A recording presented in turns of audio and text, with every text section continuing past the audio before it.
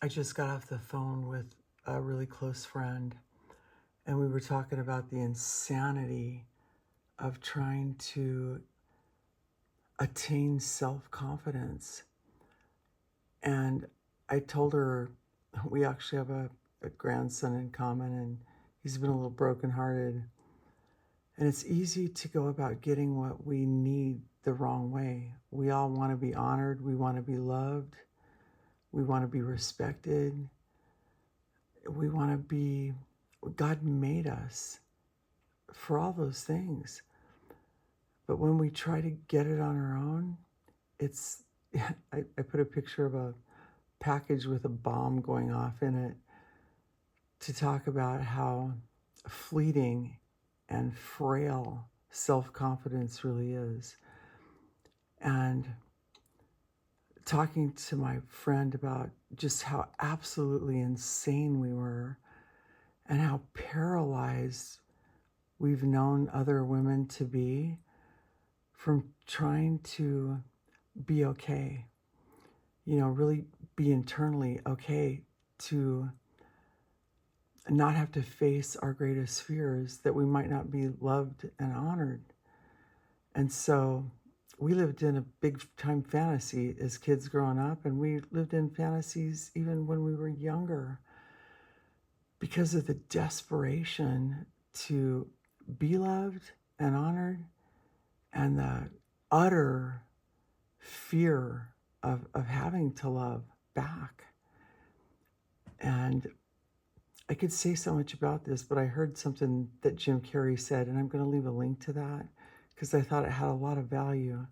He talked about Jesus, and he's a man who should have a lot of confidence in the flesh, right? After all of his fame and fortune.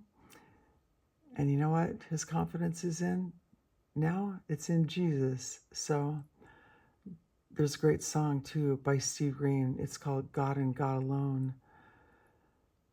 And, we're just little players on a great big stage. And Jesus kind of associates true confidence with the Father and how we treat the Father's children.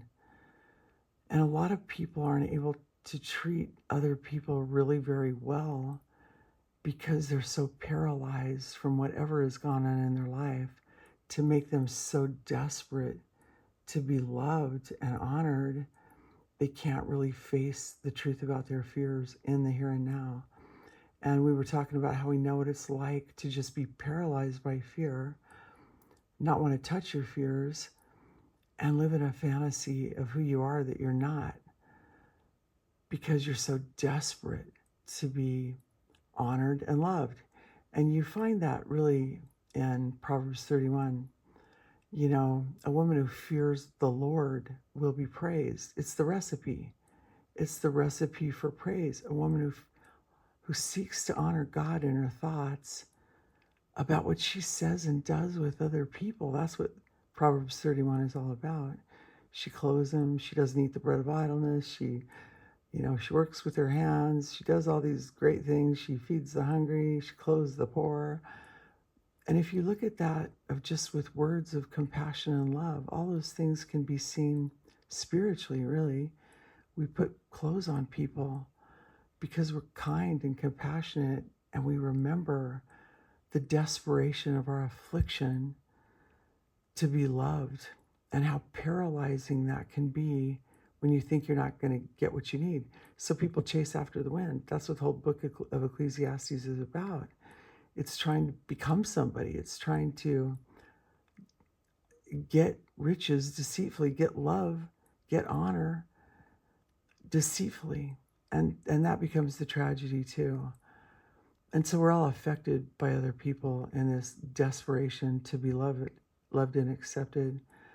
And if you haven't ever read an article by a woman named Melody Green, it's on jealousy. You can look it up online. It's one of the most powerful things I ever read to get me out of a world of insanity, of insecurity. I was never self-confident. I had a very horrible problem with acne when I was young. I always felt like a failure, a loser, because I was always shutting up the voice of God in my conscience too.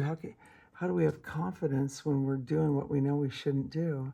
So I didn't have any self-confidence, and I didn't have any confidence in God either. But I've understood a lot what it means to have confidence in God and how to be compassionate to the frozen chosen, the people that are so paralyzed by fear that they can't possibly face the truth. They have to live in a fantasy because they're so afraid of their own desperation to be loved. And that's why people do all kinds of insane things to gain love and acceptance, They strive after the wind. People become rich, they become famous, right? Like Jim Carrey, but they still don't feel confident. Marilyn Monroe didn't either.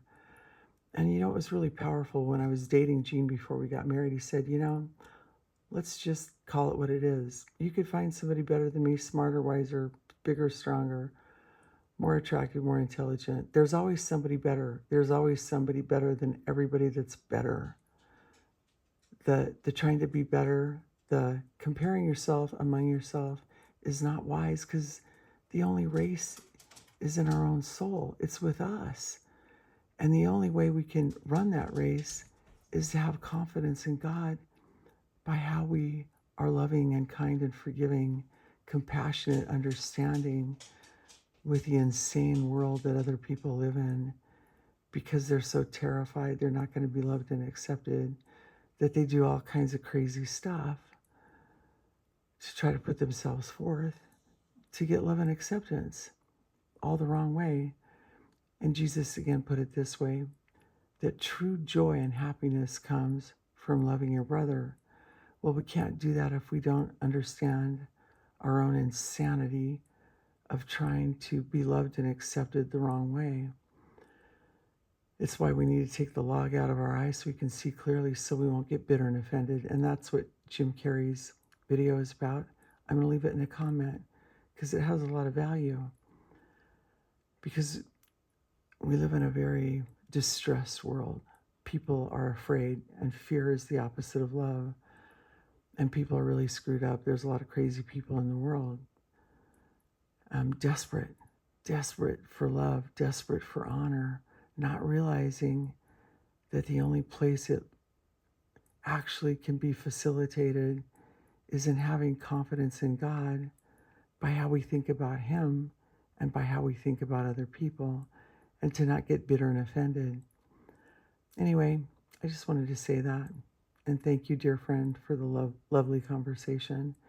It's good to know women that were really, really crazy trying to get love and acceptance all the wrong way, and that actually understand that the race is only within us, to have integrity before a holy God because of how we care for and love and are kind and forgiving, merciful, pure in heart towards people. Great mystery. That's why we pass from death, the insanity of trying to be somebody and love the praise of men, get the praise of men. We pass from that insanity when we get just free to love unconditionally, without really too much care about how people love us back. Amen.